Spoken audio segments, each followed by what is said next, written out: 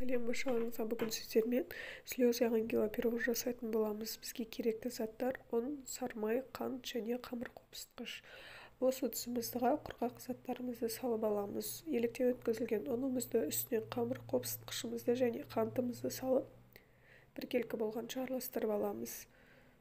Тоңазытқышта тұрған сармайымызды салып, үкіштің көмегімен өткізіп, жұмсақ қамыр илейтін боламыз. Бұл пирогтың ерекшелігі мұнда сүзбелі пирог пен меренганың тамаша үйлесімділігі. Осы үкіштің көмегімен өткіземіз. Сонымен жұмсақ қамыр болады. Бұны тоңазытқышқа 15 минутқа қалдырамыз. Бұл аралықта салмасын дайындаймыз.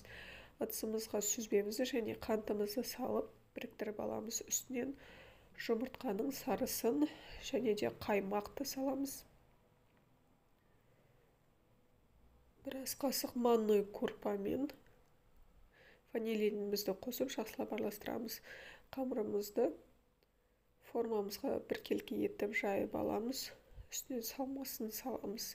Қызып тұрған 180 градус пеште 25-30 минут аралығында қызарғанша пісіреміз. Бұл аралықта меренгамызды дайындайтын боламыз. Менде 22 диаметрлік форма.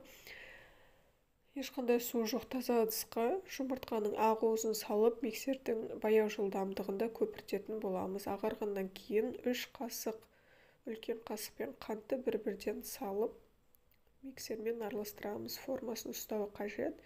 Меренгамызды пирогымыздың үстіне біркелкі етіп орналастырып шығамыз. Қасықтың көмегімен әдемі форма жасаймыз және де тағы 5 минутқа пешке салып аламыз. Піскеннен кейін бетін 1 сағатқа жауып қалдырамыз. Сол кезде бетінде әдемі тамшылар пайда болады. Осымен біздің пирогымыз дайын. Ас болсын, міндетті түрде жасап көріңіздер.